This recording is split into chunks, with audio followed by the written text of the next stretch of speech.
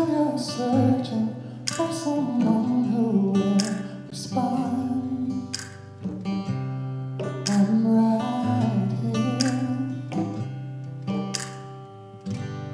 You said hi, still you're looking for a place you can abide.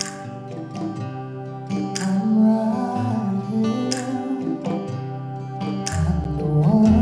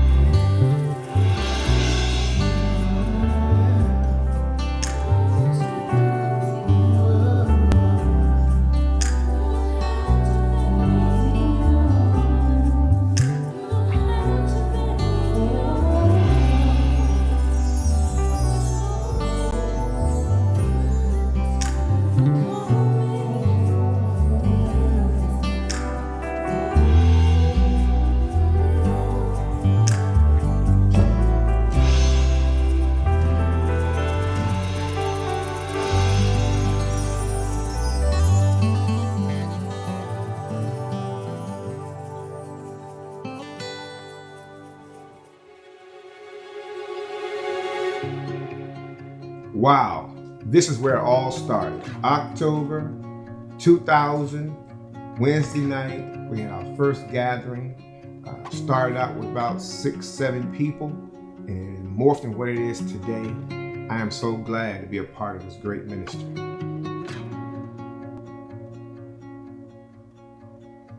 So Dad, year 2000, it's in October. Tell me what your thoughts were when we had our first service here in this living room. How many people was it? What was that experience like? I was so excited about being able to accomplish a dream that I had years ago. We had a sofa right here, and then we had chairs kind of lined up in a circle. And this is basically what it was about. Very comfortable setting. People was excited. They basically were saying, I'm gonna tell somebody. That's what he said, I'm gonna tell somebody. You don't mind me bringing a friend next week. And that's basically was the beginning. We just had Wednesday nights. We didn't have Sundays at a particular time, but quickly, probably within a month, it morphed about 20 people. And that's when we kind of figured out, it's gonna be too small. Matter of fact, we had parking issues. Believe it or not, so we always had parking issues. Still today, Since day parking one. issues. But it was an exciting feeling, and I was just glad to step out and do what I knew God had called me to do. Yeah, I remember those early moments. I really enjoyed them because it was very intimate. We can ask questions. Now, did you really feel like once you started people coming, you was really in line with God, what He was calling you to do and be a part of? Oh yes, in that direction. Yes. This was something that I knew He was calling me to do. I didn't want to take over a church. I knew I wanted to start a ministry, and I wanted the DNA that I had into people. So this is why I did start church. But yeah, I felt right in tune, right in line with what God was really calling me to do. Yeah, it's funny because I just look how small the living room is. We went from 5 people to now over 2,000. So just to go back and reminisce about what that experience was just kind of mind blowing. And I do remember it was really good times for our family getting together. We just had those Bible study moments, and we actually learned more. I did about the Word in those times when He was teaching. So I think that experience was so fun and so intimate.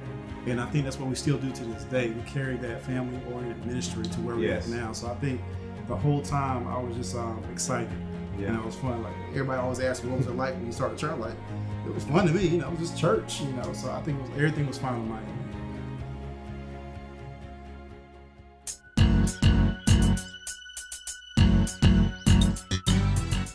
We just had a Bible study.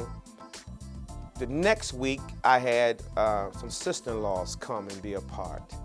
The following week after that, I had a few people that heard I was beginning the church. So the first month, from 5 people to probably about 20 people, the church grew that quick in that beginning stage. And so it got a little too large for my living room. And so what happened was we began to look for some kind of place just to have Wednesday night Bible study. I wasn't looking to do Sunday morning yet. I just wanted to just do a Bible study and to see how the area that I was going to go in and see what was going to happen. So that was the beginning of Raleigh North Christian Center. People see where we are now, but to understand where we're going, you got to know how we started. Well, my salvation experience happened when I was actually in school, about to get married, and just remember calling out to God and said, Lord, I really want to serve you. I knew I was getting married and I wanted to just have a wholesome Christian marriage, but I did not know what that looked like. And I just said, God, just show me, help me. And I believe God heard my cry. And so by the time I got married, and then my husband, at the time, when he got saved at the park, which, at the city park, when they had the outreach and did an altar call and he got saved, the Lord pointed and reminded me, you wanted to see it. This is salvation. This is how you serve me. We was like newlyweds. We just wanted to do some things. So the city that we lived had movies that they show at the city park. And I was in the military, so it just free flowing. So let's just do this like a date night. Went out there to the park, seen this movie called The Late Great Planet Earth. Man is faced by unprecedented perils that threaten to send him crashing into extinction. Now, from Hal Lindsey's incredible best-selling book comes the film which explores the terrifying prophecies of the Revelations. Is our planet truly in mortal peril?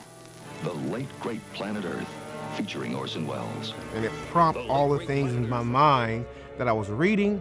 I'm like, man, you know. And so it was so convicting. The movie convicted me. I knew I had to do something. And so that salvation experience took place as I was walking back to my car. The person that was kind of responsible for the movie came, stopped me, asked me how I liked the movie, and then, make a long story short, he asked me, are you saved? And I put up all of these fronts, like religious fronts, like, yeah, you know, and then I started talking what I used to do in my church that I grew up in. So it was a bunch of works.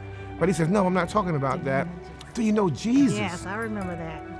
And I'm like, no, I don't. And soon as I said that, he says, I would love to pray with you. And I bowed right there in a city park, people walking around. It was oblivious to me. I couldn't see or feel any of these people. I think I still had my wife's hand in my hand when I bowed. I think I still did. She's standing there. I don't remember she bowed or not, but I bowed that night, and I knew something was different. I just didn't know what it was because we had both never experienced salvation. We experienced church. When I got up, there was such a feeling of peace, and I knew something was different. My salvation experience, it started right there. It was nothing religious about it. It was the pure power of God that changed, pulled out the things that God knew I was going to be struggling with. Mm-hmm. He just got rid of them. I was smoking weed at that time, but the weed thing I can remember saying to myself prior to salvation, probably the same time she was saying it, I'm about to get married. I do not want all of my little stuff that I had accumulated from the time I graduated high school until now to be in my marriage. That's what I said to God. I dropped it. Didn't think about it no more until that night. So when I got saved, God immediately took 3 things out of my life. He just took them away, had no desire for them anymore. And that was the beginning. I didn't know that was going to be what it led to, but that was the beginning. So we practically got saved together. So we actually got married in Arizona. I went from North Carolina, from school, North Carolina, to Arizona to marry him, to get married, because he said, hey, we'll get married this summer. I said, okay. So no we proposal, went, no none. Come on. Already telling me what to do.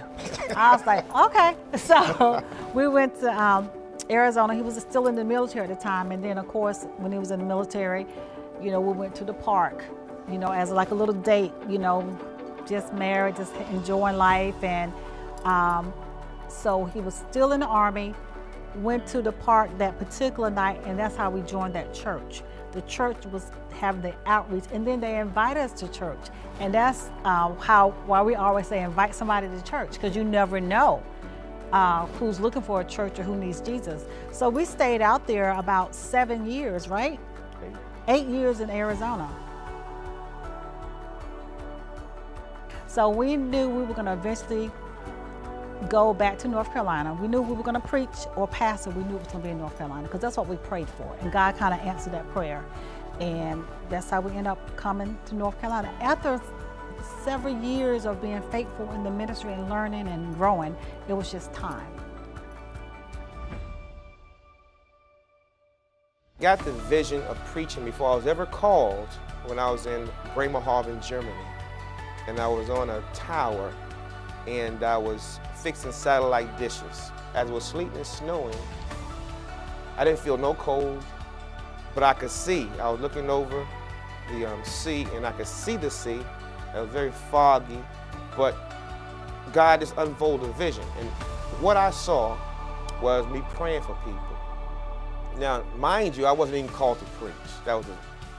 I was just someone in the church. But it never allowed me to see the faces, never allowed me to see the race. It was just people. And I was praying for people, and I was sweating profusely. And I was putting my hand, I was going from one person to another.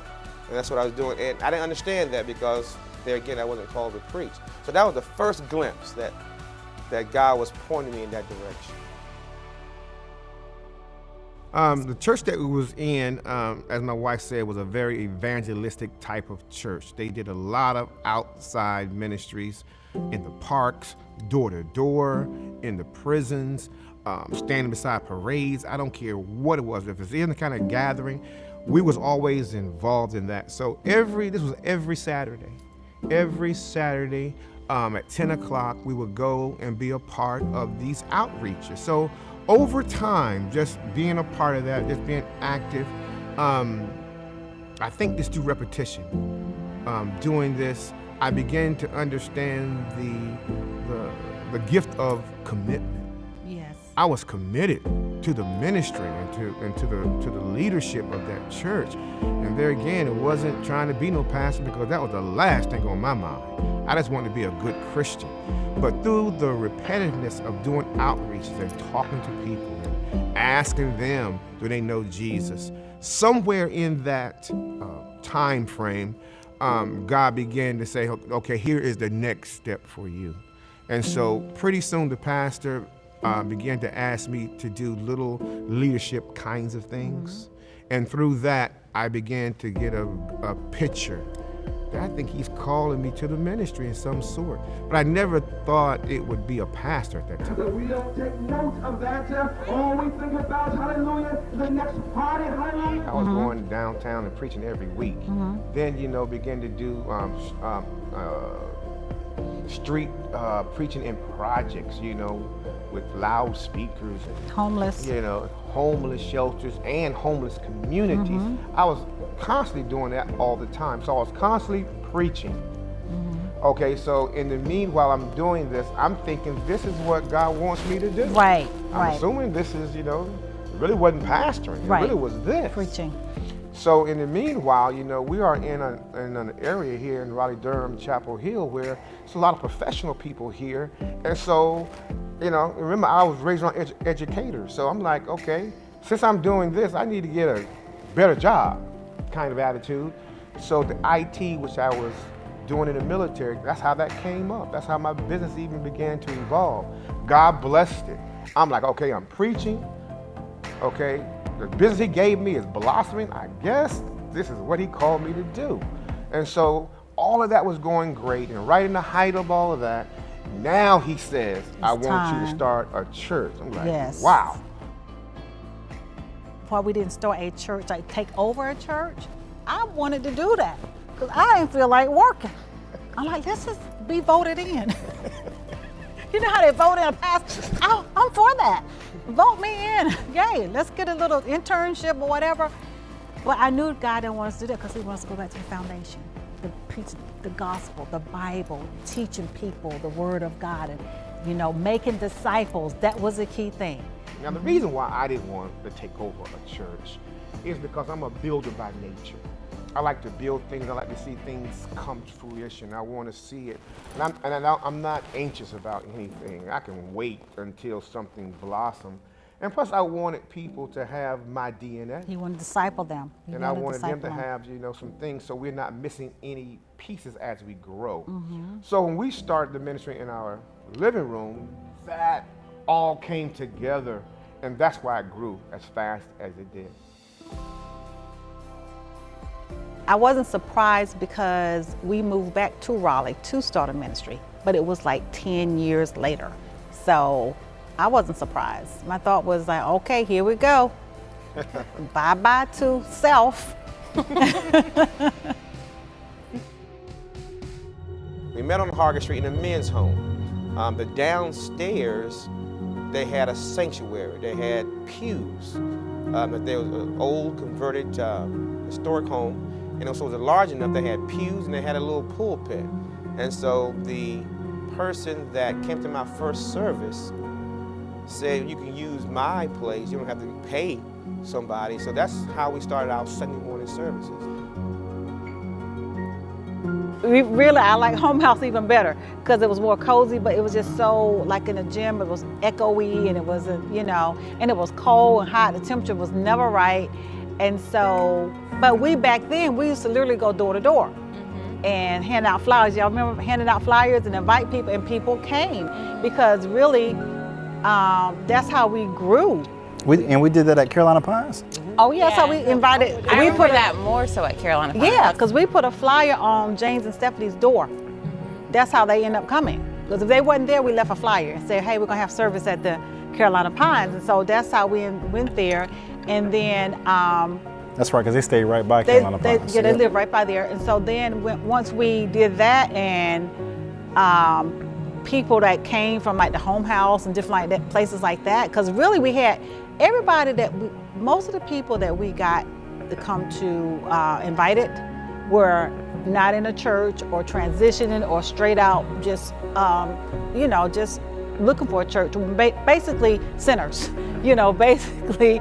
So that was beautiful because that's what God called us to look for. We were not trying to get anybody from anybody's church, because when we came 10 years ago, before we started, we moved to Raleigh to start a ministry. And I remember we let the pastor know who we were under at the time, say, hey, we're here, but we just want to be covered because we're going to eventually start a ministry. That was 10 years later.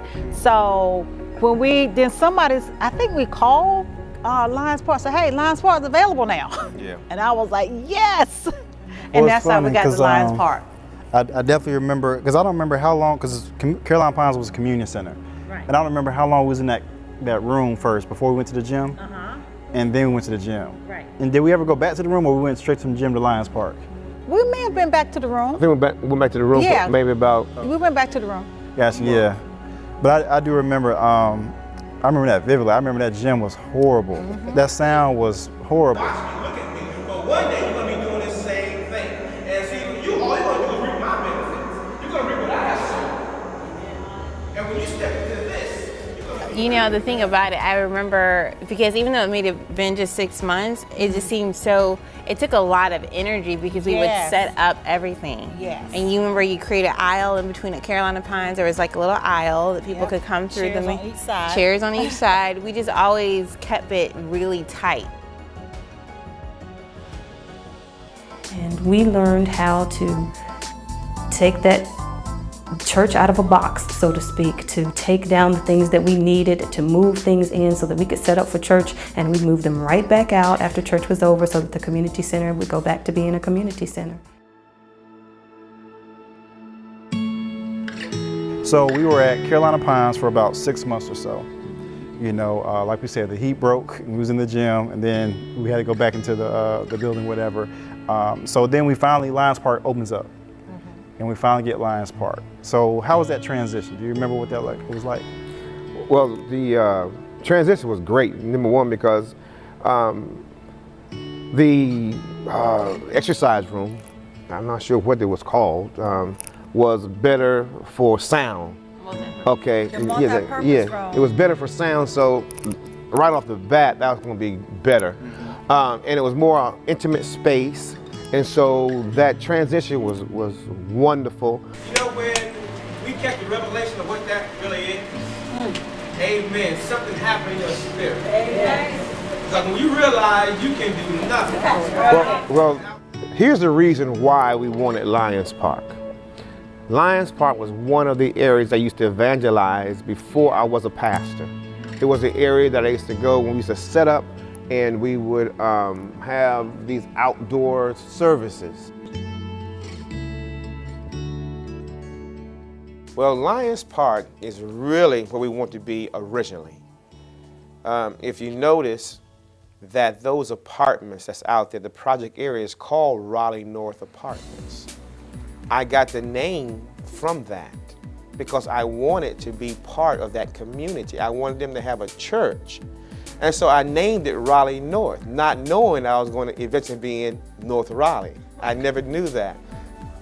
What ended up happening is that the director of Lions Park had favor with us, loved us, and begin to open up more rooms. That's what I was and going more to say. space for us. We had more space. We got to use the kitchen and the game room and the recreation room. That's how we started the youth ministry, because Mariah, and that was my prayer. I prayed when we started ministry for men and children, because I knew Mariah was young.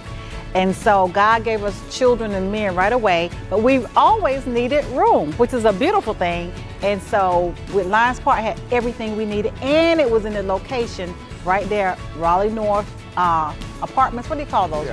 Raleigh North Apartments, and that's where the name came from, Raleigh North Christian Center, because we wanted to be able to reach those people. Like, yes, this is going to be their church, you know, their ministry.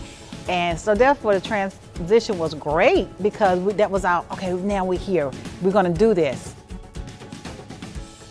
We came up with our welcome song At right Lions in Park. the Park. Yep. You came up with the Shannon welcome song. wrote our welcome song. Yes. I remember We that. were in the kitchen. Uh-huh. I think I was washing dishes. And you came up with it. And I think we were talking about the church, you know? Yes. And I don't know how, we just came up with it, but I was like, we should do this. Raleigh North welcomes you. And that was it. We wrote it down. Yeah, so it was fun. When we began to figure out that, you know, this should be the place, we began to try to buy land. Right across the street from Lions Park was a vacant lot. At that time, we thought that land was astronomical. We thought it's a number that we couldn't even obtain, but we were still trying. So when everything kind of fell through, it just didn't work, we knew that we were going to have to leave. And so through searching and having one of the members here look at some real estate, we found this place. And when we found this place that we're in right now, 7715 Lewisburg Road, I'm like, that's far out. That's far out from the inner city of Raleigh. You know, how are people going to adjust? But God spoke to me and said, well, everybody you have come from without. There's nobody in that area. So it shouldn't be a problem. So when we made the transition, we only lost one person. And so when we found this property, Stephanie Freeman found this property, said, look at it. There again, to look at the building, you would never know that it was a church. You know, you had no idea. From the street, it looked very small, but it was a two-story building, 5,000 square feet. 5,000 square feet was that building, and nice theater-looking sanctuary. I'm like, this is perfect. Downstairs for all the children's rooms, so it was perfect for us. We really started growing then. We really took off growing. At Lions Park, we left with 77 people. That's how many people was in the congregation at that particular time. And now we hit 7715 Lewisburg Road. Within the first 90 days, we began to put 25 people in increments begin to come and be a part of that ministry. I surrender to you right now, Father, knowing, God, you will bless me beyond measure. So help me get there, Father. Because what happened was they saw the exterior. I remember this specifically. They saw the exterior and it was like underwhelmed. It was like, this is it? This side of the church? Because if you look from the outside, it looks like a small home. And people was like, okay. And it wasn't until, I don't remember what happened, but we were able to show them the inside at another time. And they got so excited from seeing the inside, because the inside was so much better than the outside. So it's almost like don't judge a book by a cover. So once they saw the interior of the building, they saw the first floor with all the seats, they saw how the setup was, they saw the downstairs with the kitchen, youth area, and offices. They got really excited and bought in. Because I remember they were talking about, at first we was like, this is small. Yeah, because it looked like a house, but it didn't go up, it went down. It was a basement. So your second floor was a basement and it opened up wide, you know. I think it was fitting because we are a family type of ministry, you know what I mean? Like you're going to feel a part of the family if you join in with our ministry and serve and you connect. And that's the 7715 Lewisburg Road to me was such a fun, intimate experience. Yes, we were very unified. We're already very relational, but it was like you definitely had to connect because you couldn't hide. It was just, it was a very intimate and small space. I mean, it was bigger than what we had, but it was an intimate and small space. And it was intimate because we were that touchable. Yeah. We knew everybody, we worked together. One thing that kind of like, we was like, man, when we stop being the mobile church, because everybody would help put up and set down. So once we moved in there, the mobile church thing went away, and we was like, God, I hope we still have that closeness. Well, I was excited about that because I was like, we don't have to set up anymore for service. We can just leave our stuff right there in the building. I'm like, I feel like we made it. And that was a time, like you said, I knew everybody's name. That was the last time I knew everybody at the church.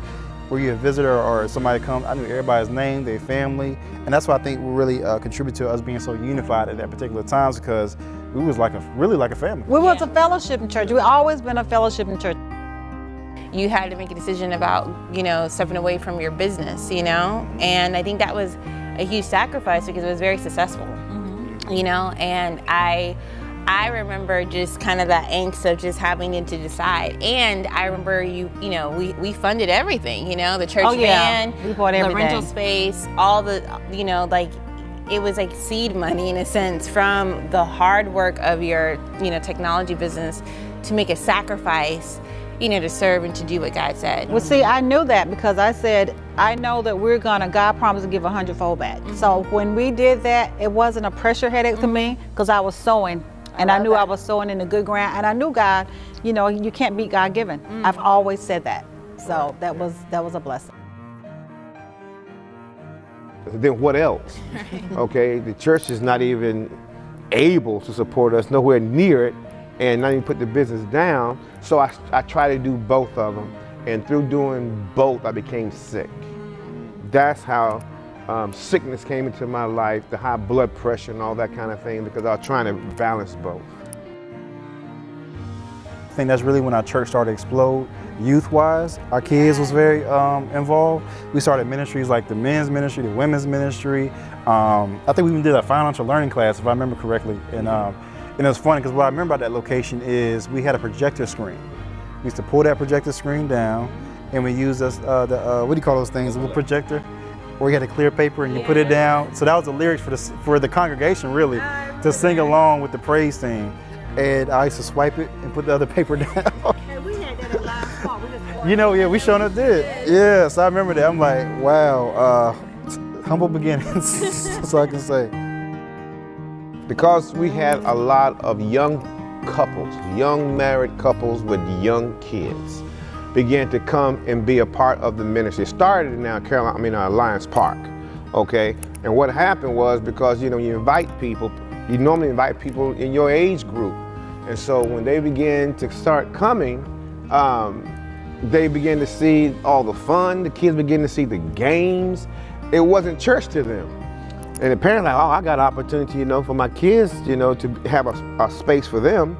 And so it's kept reaping and reaping and reaping from just actually from Tracy kids, really.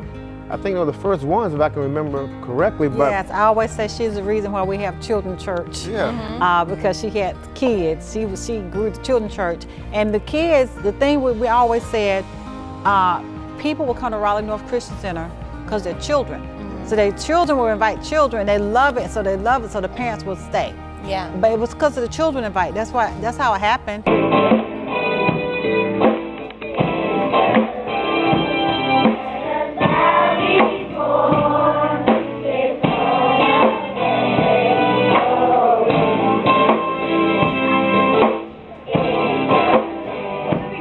From my understanding, I always had a strong youth ministry, a strong connection with because we're family and we are multi-generational, but we just have had a strong experience for young people. The children's ministry here at Raleigh North Christian Center is a ministry based on foundational truths, just like the adult church.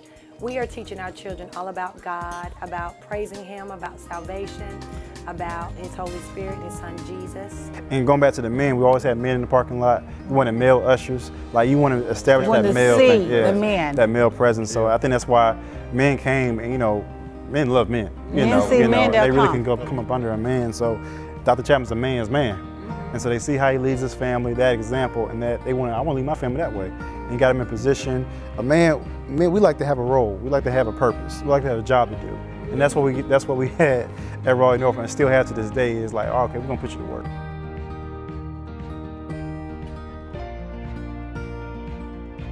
people saw that we need to move, we were like really busting out the scene. Parking lot was crazy.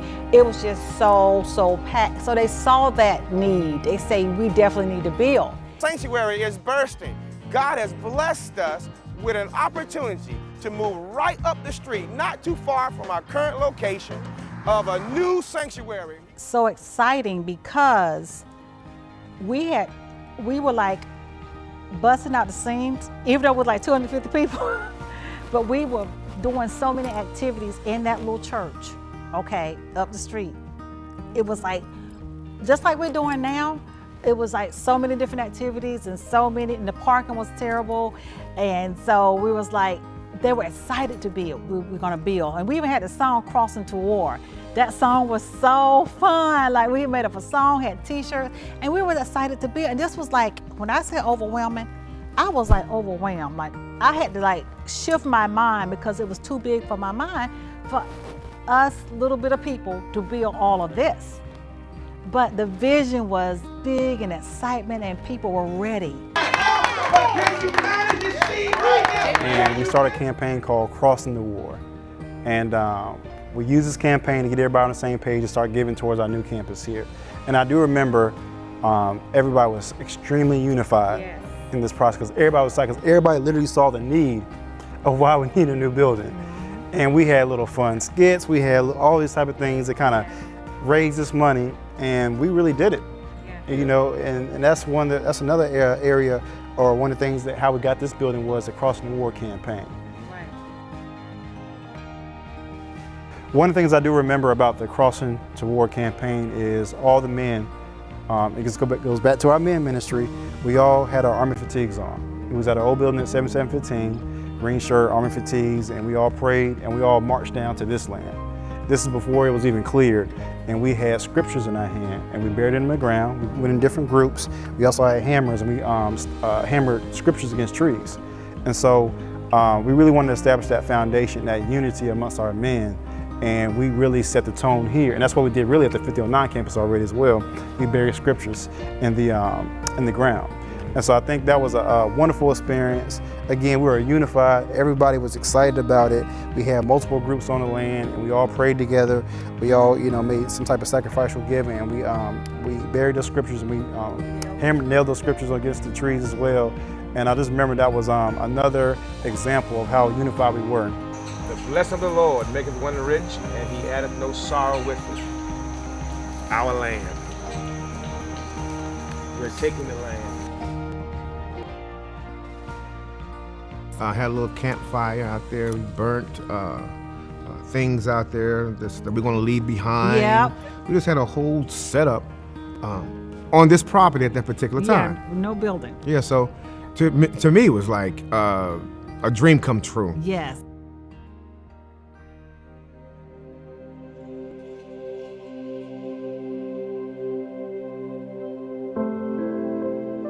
Remember, the property was $550,000, okay?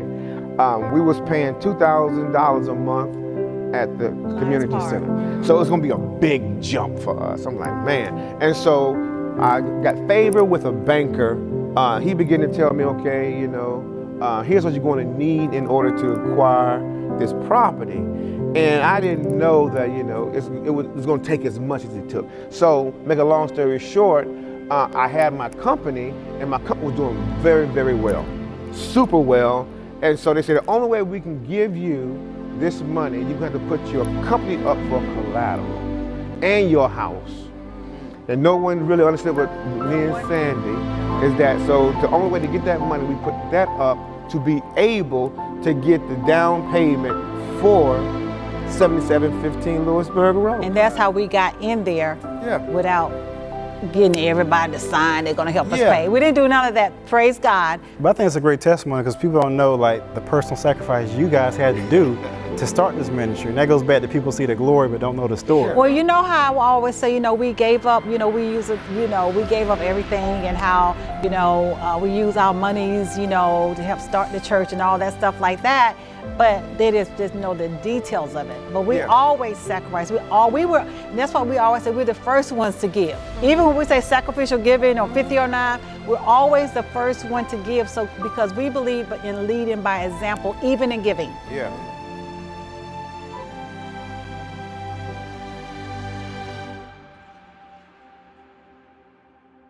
I remember when we finally got the building built, and we had like a little open house so everybody can tour it. People were crying. They were worshiping. Talking about the members. So it was the members tour when we first. Were you here when we had the members tour? There was no seats. It was all empty open. in here. It was just all empty, and the building was finished. But we wanted them to see it, and they worshiped, and they cried, and they thanked God, and the kids were so excited. They wanted their kids, and they're like, this is our church. They were so excited because it was so big and beautiful and just blessed and anointed. So it just made it very, very special. So it was tight, intimate, but this was like humongous. And I think, so we had that first service here, and I'm in awe. I don't know what the word was. I was so much in awe. And also what I remember is we had this huge window, and the sun was beaming through it. We had no blinds, no nothing to cover it up. And I remember we had people with shades on for first service because that sun was coming in. It was like, we didn't account for that big window. It looked beautiful, but the sun was coming in. Yes. That was preaching, and everybody was like blinded by the big window behind us. So it's a little bit of growing things there. But again, within like maybe the first year or two, we was like, we're gonna have to build again because we outgrew. And to me, this was the first time where I didn't know everybody's name. Once we moved here and the church began to grow, I was like, I don't know. I don't know the majority of people's name here. I was like, before I knew everybody's name, now I might know 50 people up in here, but it was amazing to see how God did that and how much the church grew within those first 2 years. God's in this house. We was at 250 people, maybe, on a good day at 7715. On a good day. We had 2 services going on. We wanted to do what we're doing right now at 5009. We wanted to show people we got the land, okay? Right. Okay, so the land was cleared out, and here's the thing, and we said we're gonna have a service, and it was gonna be on Easter. I'm like, Easter, no building. We had a tent. So we rented a tent, and they put pine straw, and I'm like, oh my God, I'm like, this is Easter. Black folk ain't gonna come to no Easter service in no tent. I'm like, with a tent. And that service, we had 400 people show up. And God showed us, I can do what I'm gonna do in your guys' life without a building. Now, we have had a Holy Week, lots of Easter celebrations going on this entire week. We're going to just get some feedback from you on how you think things went this week. Things were absolutely wonderful. It exceeded my expectation, most definitely today, and what happened this morning and what happened at this service. But it started, this week, had a wonderful time at Bible study. Then we had our Easter play, which the presence of God really came down, and a lot of people have emailed me and called me that they have never experienced a foot washing before, so it was their first time. And the significance of that was showing how to be a servant. And so when we went through the process of doing that, the presence fell and people start feeling it, and so that kicked it off. And then we had this morning, we had our baptism. We baptized 45 people, and that was an exciting moment for me and for them. I didn't realize how many people we had because it went by so quickly. And so the Spirit just kind of kept on going until we came here. Now I'm gonna tell you, when I got here this morning and looked around, I wasn't sure what was going to happen today or how many people was going to come out. I just tried to just kind of stay focused on what I was going to preach, but as you all have seen, they kept coming. I'm like, my goodness, folks just kept coming, and we had to get more chairs, and the message and the spirit and the singing, the excitement of everybody here, I want to say it's making me excited. I'm glad today it happened on Easter, a Resurrection Sunday, to be a part of the new beginnings of Raleigh North Christian Center. And I'm gonna tell you what, I think, as Brother Rodney had told me, we're not big enough. Yes. Lord help us, what are we gonna do? Yes. They ain't even put a piece of concrete down. We ain't big enough. So we're going to try to figure out something, how to facilitate what God has ordained for Raleigh North to have.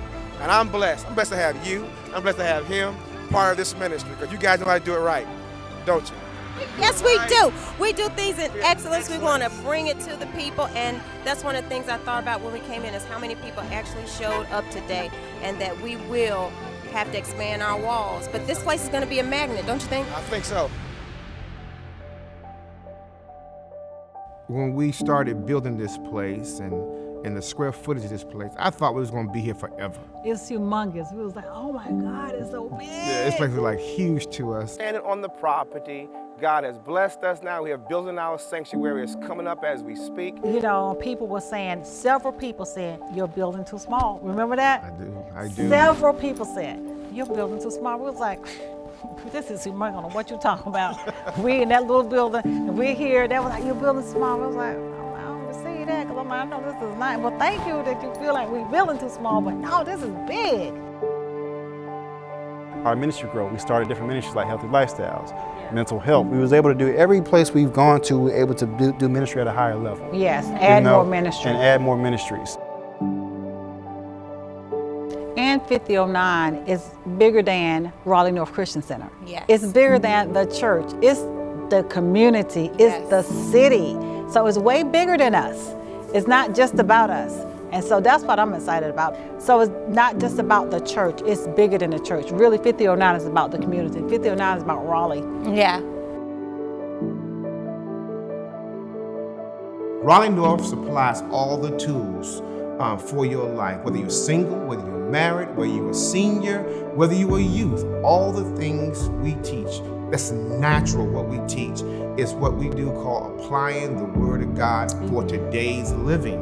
So when you leave this church, you are totally equipped to take on life and to be successful in life. That's what we do. We not just do the spiritual food, but we do physical, meaning that we teach, we have financial classes, we have entrepreneur ministry, we have healthy lifestyle. So your whole being, body, soul, and spirit will be affected and changed when you come to Raleigh North Christian Center. If you are not just a hearer but a doer of the word, you will have a transformed life. Raleigh North Christian Center meets the needs of the whole person because we have so many amazing ministries that are designed for you to thrive in your complete life. From entrepreneurship, if you are looking to expand who you are through having a business, to financial learning, really being able to manage and build for your own financial freedom. And we have just amazing family and life ministries where we do life together. So I love the fact that really as a church, we are a spiritual and church family. And we care about you thriving holistically. And we want you to have relational health, and we want you to grow in God, but also the practical elements of applying the principles of God to everyday life. Well, what I love about RNCC is we do meet the needs of the whole person. You know, how I like to explain it is whether it's our financial entrepreneurship, where, you know, we focus on our finances, or whether it's mental health. You know, we're in a mental health, era right now where that's very crucial. And we have a ministry for that. You know, physical health. You know, we teach classes on how to eat better. We teach classes on how to do exercise, what healthcare products to use. So that's what I really love, because whatever situation you're going through, we have something for that. And we like being a wholehearted ministry where we reach the whole person. Because at RNCC, we're about building dreams and building people. I love my congregation. We got the best church in North Carolina. I can't say the world, but I can say the world. To me, we got the best church in the world. Like the pastor said, the love, we are a family type of church. Every ministry, I love children's ministry. I love the military ministry. I love women's ministry, men's ministry. I love everything about our church. There's a place for everyone. I love the in crowd. I love the Girl Scouts. I love everything about our church. It is fun. We have a great time at our church. I love the praise team. I love the music ministry. I love the band. I love drama, the drama team. Just everything is so, you're right, it is fun. I never thought about it, but it is fun. I love going to church. Yeah. I love when visitors come. I like when people bring their family. I love when you greet people. I love the hugs. I love the baby dedication. I love the choir. I love my church. We got the best church in the world. So we want our church, I want people to go to Raleigh North and they look like they go to Raleigh North because the favor of God is in Raleigh North. You know, the Spirit of God dwells there and the favor is on us, you know, and so we're spiritual parents and we want our kids to go far beyond, above us in every area of their life. Christian life is a lifestyle and our Father is King, and we're King's kids, and I want them to grow into that and know it and believe it and really embrace all the promises of God. So that is my biggest desire, that we all just grow and we live in such a way that people will go, ooh, I want to be like you. And that's my desire. Everyone will just grow in Christ and know how much Jesus loves them. Like Pastor Chapman says, Jesus loves you so much. And once you know how much Jesus loves you, then if you believe he loves you, then you believe he wants great gifts for you. He wants the best for you. And you are worthy. And embracing that, we can affect the whole world.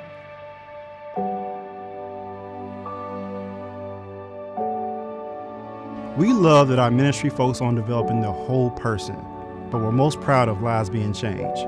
RNCC builds people, builds dreams.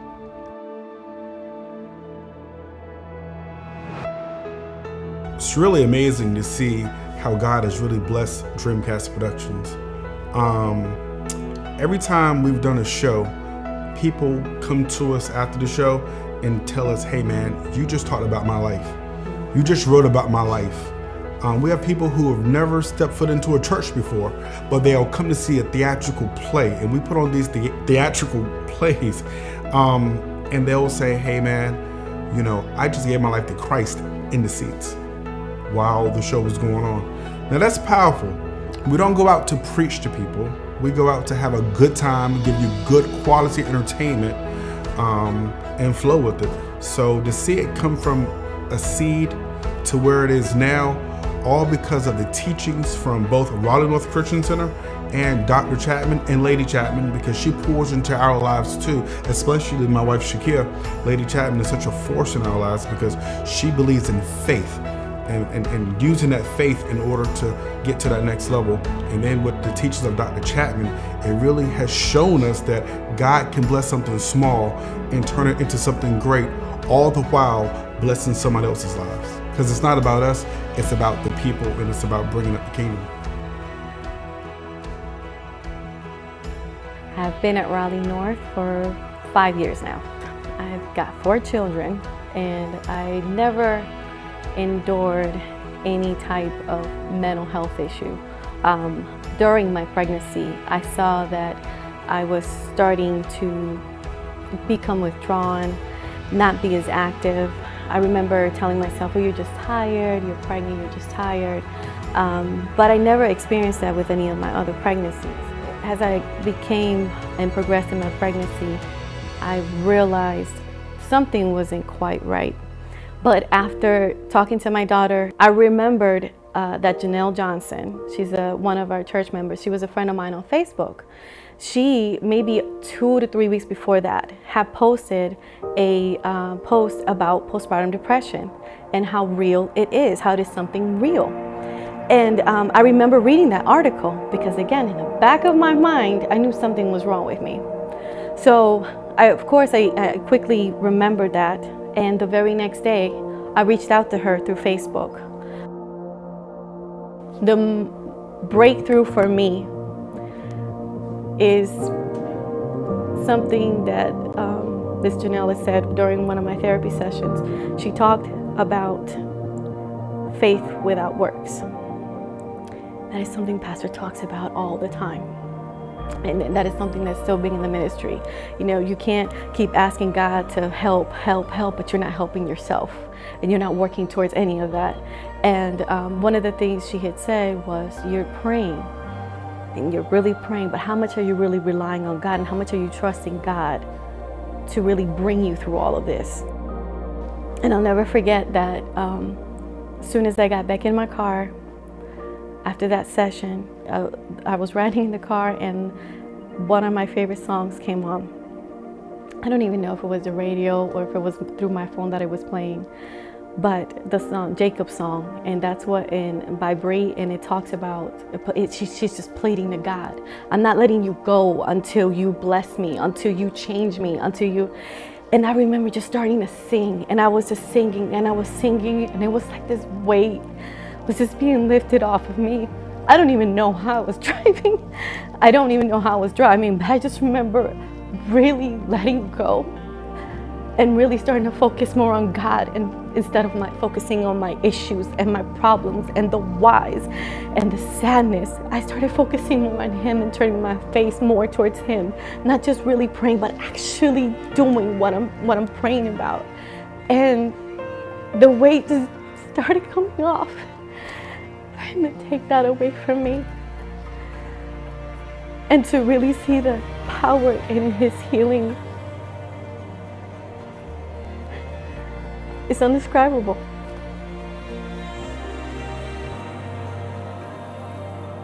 We tried for years to get pregnant after we got married, and it just didn't happen. And so I think a lot of times our flesh wants things to happen in our timing, and we couldn't understand why it wasn't happening. And so we would get in line and we would go up for prayer often. I went up numerous times for that very desire to be pregnant, to be a mother, and it just wasn't happening for us. I mean, there were times when First Lady actually laid hands on my womb, and it happened 2 or 3 times that she laid hands on my womb. And so we would go up to the altar, but it still wasn't happening for us. We believed God, but it just wasn't happening. And so we went up to the altar one particular Sunday, and so that Sunday we went up to the altar, and Pastor was praying for and prophesying to LaWanda, and he just kept prophesying and praying over her, and then he just kind of stopped and he turned to me and came over to me, and he ministered to me and kind of prophesied about just me and our role. And from there, I don't know if I still expected it to happen when it happened, but for us, we prayed about it often, we talked about it often, and it was just it was a difficult time, because even during that time, it was hard to go to family functions, because they're always like, when are you getting pregnant? When are you gonna have kids? So it was just kind of tough to continue to go and answer the same question. Well, we don't know when, God's timing. That was always my answer, at least. So, and it truly was God's timing.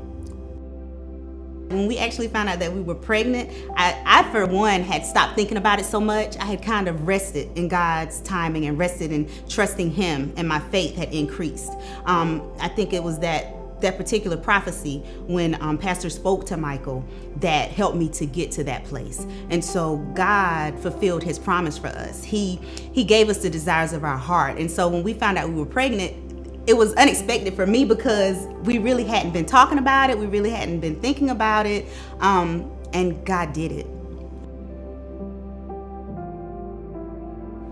My name is Tori Burton, and we've been a member of Raleigh North since 2016. On February 18th, 2018, we experienced a tragedy to our family. We had a house fire. It happened the afternoon of February the 18th. It's a day that I'll never forget. Me and my daughter were home, and we were cooking in the kitchen, and the pot that I was using to cook in caught on fire. It was actually a grease fire, and it was a normal day. I mean, the day was going like any other day. I'd never, thought of anything like that to happen, but when that happened, that really changed our lives. When the church had announced that they were having a financial peace class, I prayed about it and just went back and forth with it. I think I even mentioned it to you that I was thinking about taking the class, and so I finally said, you know what, I'm gonna do this, because I felt like I needed to do something for our home. You know, I wanted us to be financially better. Pastor preaches about that too, you know, about you have to get yourself in order, you know, whether it's spiritually or financially. So I did take that leap of faith and signed up for the course and was all geared up and ready, but I was only able to attend 2 Saturdays because after that second Saturday, that's when the fire happened. And I was thinking to myself, like, Lord, you know, how could this happen when, you know, I thought I was doing what I needed to be done. Now we've lost everything. But I honestly feel that because I took that step, He blessed my efforts, because He totally took us and put us in a better financial state than we were before the fire.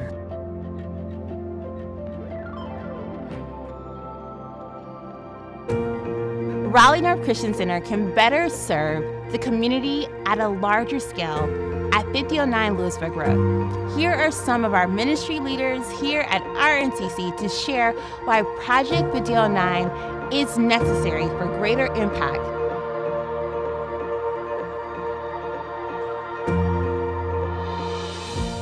Hello, I am Jacqueline Grant, and I have the pleasure of serving as the Youth Executive Director here at Raleigh North Christian Center. And I'm Daisy Otutuloro. Hello, everybody. I serve as the department leader for the First Step section of the youth ministry. My duties here as the Youth Executive Director is to lead the youth ministry spiritually, curriculum-wise, as well as with our volunteers, making sure that they have what they need in order to make sure that our children and our youth have what they need. I'm passionate about serving in this ministry for ages 0 to 8 because I just feel like during that age or during that time frame in your life, it's such a time of framing how you're going to be a productive citizen in the world, a productive citizen in the kingdom of God. And so having the opportunity to provide leadership and support for those youth and those who are supporting our youth, it just makes my heart happy. First Step can have greater impacts once we move to 5009, simply because we'll have more space. Right now we're running over. We regularly hit our ratios where we can safely care for babies and kids in First Step, so we have to turn families away quite often.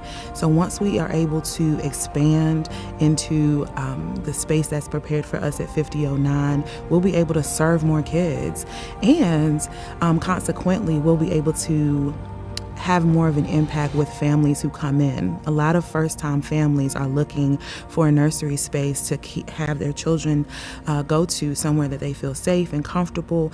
And so us having the opportunity to receive those families and for them to go and worship while we take care of their kids, that's going to increase our reach significantly.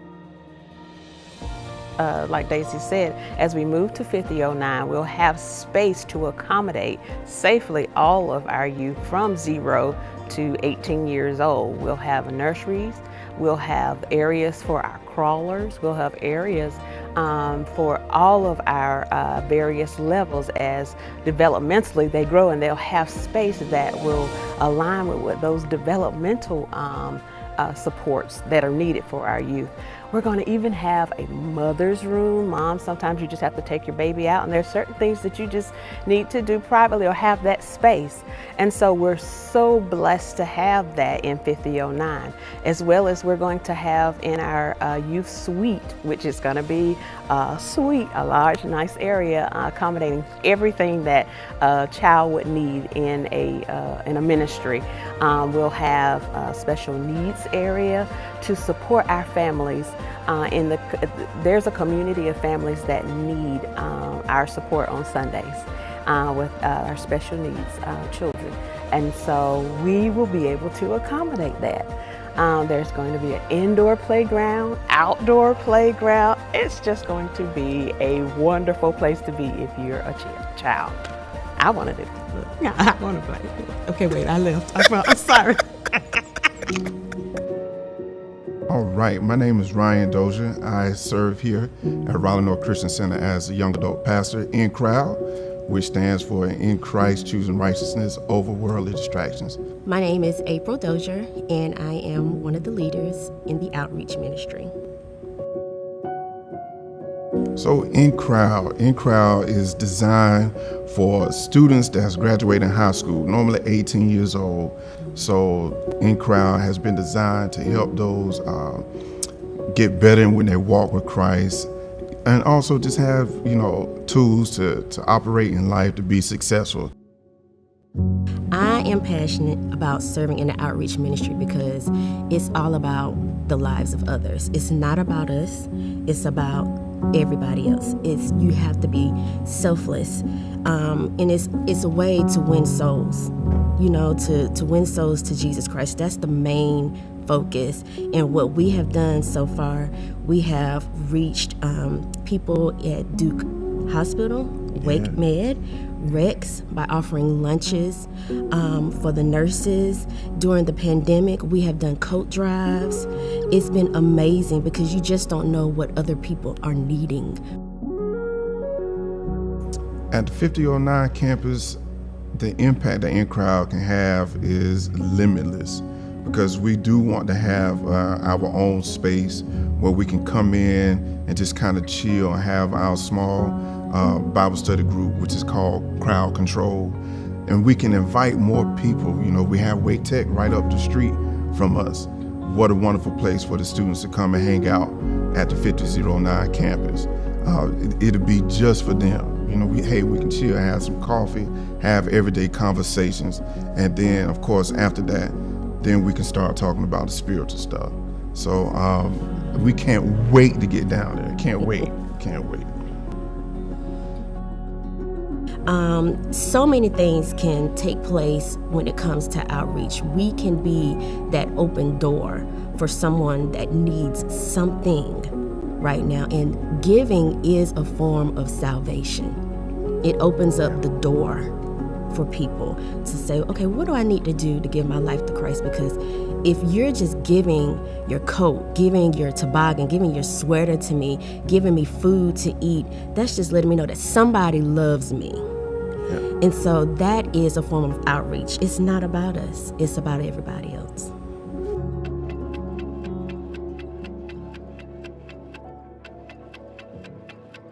.5009 is so important to the city of Raleigh. It's really an opportunity for us to have the space to do what we already do, where we connect families, where we're able to teach and train, where we're able to equip, where we're able to expand the arts. I mean, a lot of our young people connect with God through the arts here, whether it's mime or step team or dance. We launched the drum line last year. I mean, there is such a power of you knowing God in the space of physical movement, arts, and song. And so we want to be able to continue to do that. But in the new campus, we can actually have a dedicated youth wing. We will be able to serve our growing need. Our fastest growing rate is in our youth area. And so that is exciting.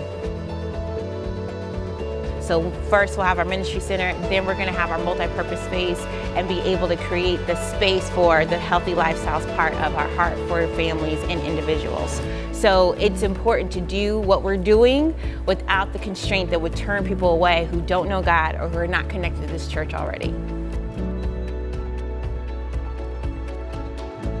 So Raleigh North Christian Center at 5009 Lewisburg Road is a powerful opportunity for us to build ministry within community. And I think that's so important now because we have lost connectivity in this season of COVID. But even before that, with social media, people are dealing with more loneliness and isolation. To create a space where you're able to do life together, connect, belong, be, grow, that we won't have to, have the frustrations of our physical space constraints.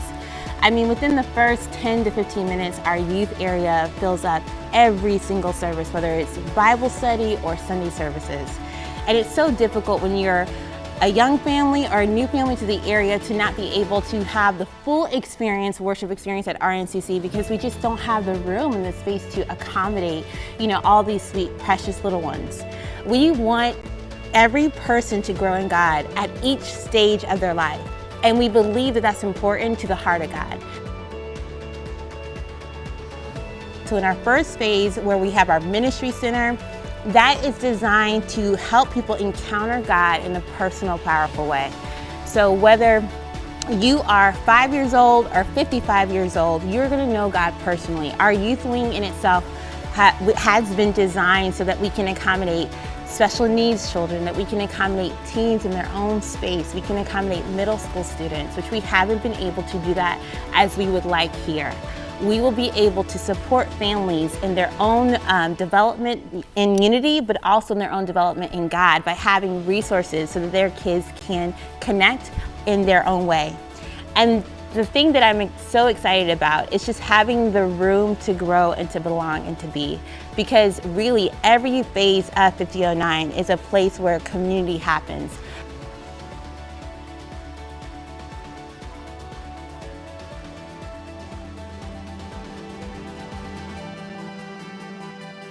I am the Director of Project Management for Ministry Solutions.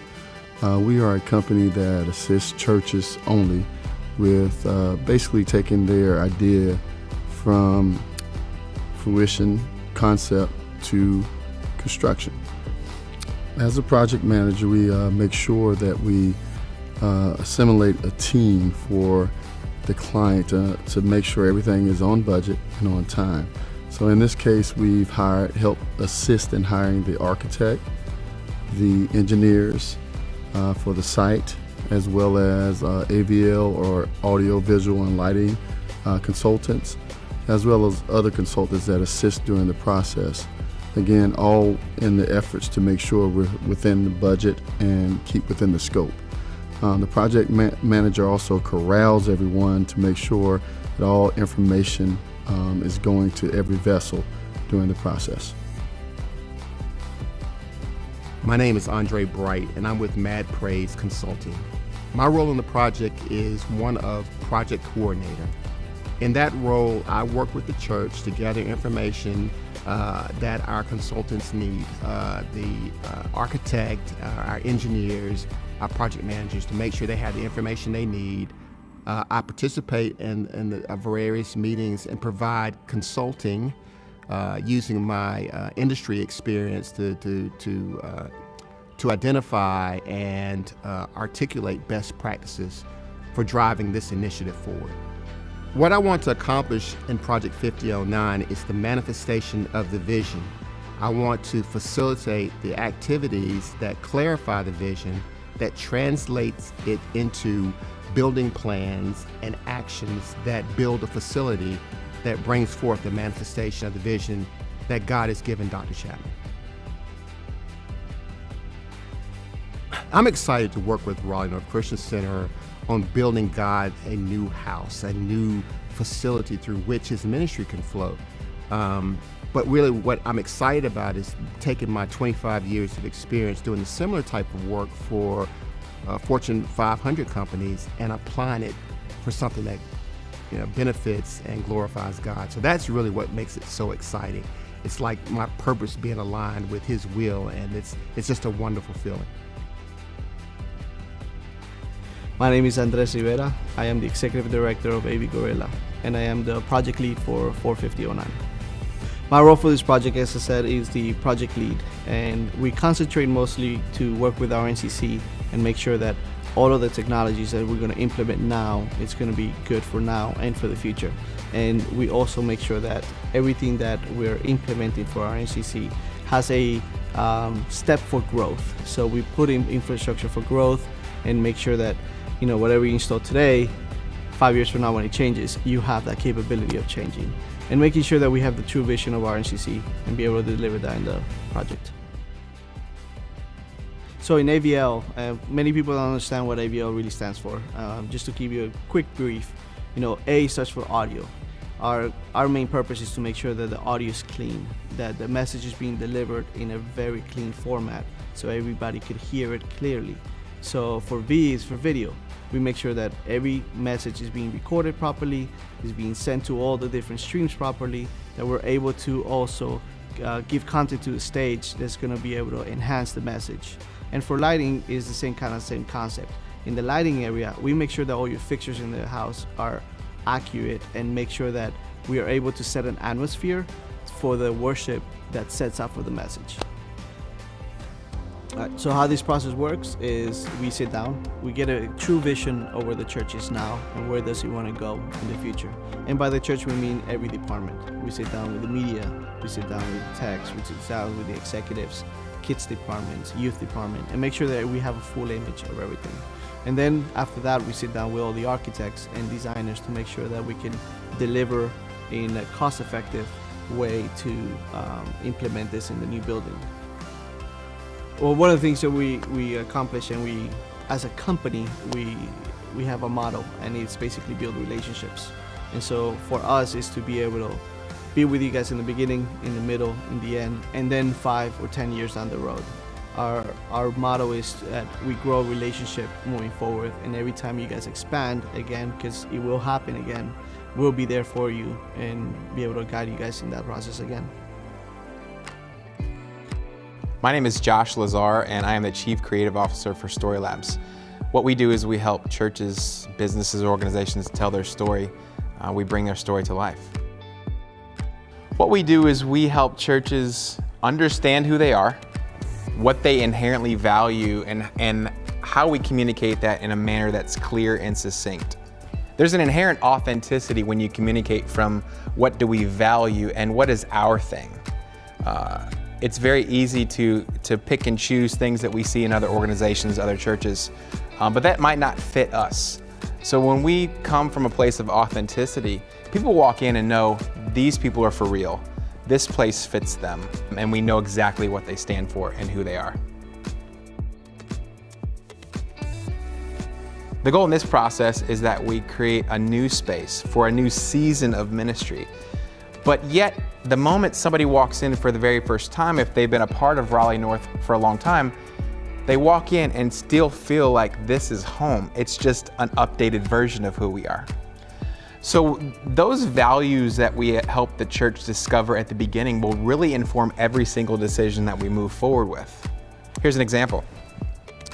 If we're looking at certain colors or finishes or signage or decisions that we need to make throughout the process, it's easy to go back and say, okay, is this what we value? Let's allow those values to inform the process. I think it's really cool that no matter where you are in the journey, that people can come together and be a part of a family. That's really cool for us to be able to see a finished product and to see people interact with that product, the facility, the environment, the emotions that they evoke, the things that you value come to life so that people just feel like they're home. And I think that's really exciting. It's exciting for us to see the energy of opening weekend and just how the church comes together to celebrate what God has done.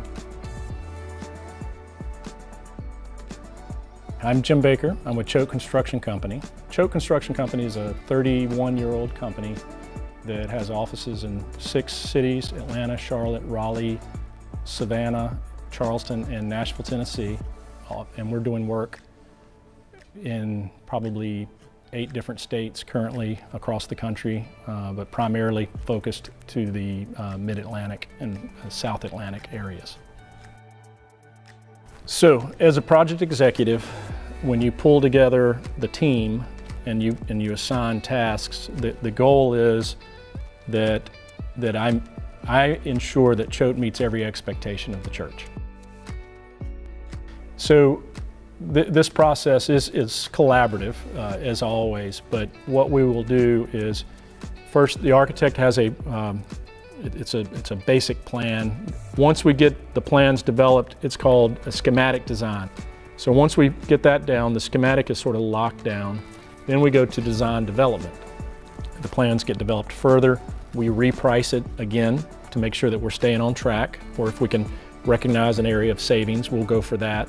And so then once it moves out of design development, it goes to construction documents, CDs. Now it's getting down to the final details, working with vendors, and it's all getting a final coordination. I like what I see in the plans, and right now we're working as a team to finalize all of those plans and try to bring everything right to the right budget number, and then make sure it's something that we can build in the time frame allotted. These types of projects in particular get me really excited. Anytime that there is a pastor with a vision and I can see that everyone around him is supporting him in his vision, and you know, they already own the land, they've put the vision out there, and everyone's coming behind him to support it. I can feel the momentum. Now that I've been in this facility, had the chance to walk around, I can see what kind of an expansion of the ministry it will be there. I can see how the vision will come together there so much better. And I've seen the land, the site. It's a beautiful site, great location. So I think it's all coming together very nicely here. I'm Craig Krozik, President and Lead Designer of Live Design Group. We are architects and interior designers who specialize in designing church facilities all over the country. I have been with Live Design Group for 20 years, and most of that time I've had the privilege of working with over 100 churches. We are working closely with the RNCC team, the general contractors, and the engineers to design the facility and create all the drawings needed to construct the building. I lead the team of architects and interior designers who are establishing the overall design for the project. From interior design to exterior design, we create the seating layouts in the sanctuary, we pick out the finishes in the lobby and the children's education classrooms, and we design the signage and graphics throughout the cafe and the information center. We are so excited to be on the team that is bringing your new church home into reality. For us, it's more than just a building. We are helping create a place that will be a central part of your community, a place that will house so many of the memories of your lives. You will get baptized in this place. You will get married in this place. You will see your children and your grandchildren grow up in this place, and you will celebrate the lives of family and friends in this place. We hope to create an environment that heightens your weekly experience with each other and allows you to grow closer to God through these experiences. Now you know our story and why we need Project 5009. Here's our latest draft of our new campus design.